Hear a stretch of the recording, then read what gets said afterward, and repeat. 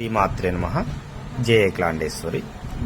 సాధకులకు నిత్యం కూడాను మనం ఏదో చేసేయాలి, త్వరగా సాధనలో ముందుకెళ్ళిపోవాలి, మనం ఇంకేదో చేయాలని తాపత్రయం ఎక్కువగా ఉంటుంది. కానీ సాధన ఎప్పుడూ కూడాను గురువు యొక్క అనుగ్రహంతో, గురువు ఆధ్వర్యంలోనే చేయాలి.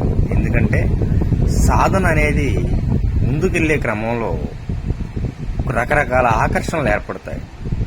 ఇప్పుడు బంగారు లేడీకి ఆకర్షించబడినటువంటి సీతమ్మ తల్లికి అసలు బంగారు లేడీ ఉండదనే విచక్షణ కోల్పోవడం వల్లనే కదా మనకి రాముల వారికి దూరమై రావణ చెరలో బందీ అయిపోయింది. అదేవిధంగా సాధకుడు కూడా ఒక మాయలో పడిపోతాడు. ఆ మాయ ఎలా ఉంటుందంటే తన యొక్క తాహతుకు మించి ఏదో కోరుకుంటాడు. అది ఏది ఎక్కువైనా అది విషంతో సమానం. అది ప్రేమ, ద్వేషం, అధికారం, ఐశ్వర్యం, ఆకలి, కోరిక ఏదైనా కావచ్చు.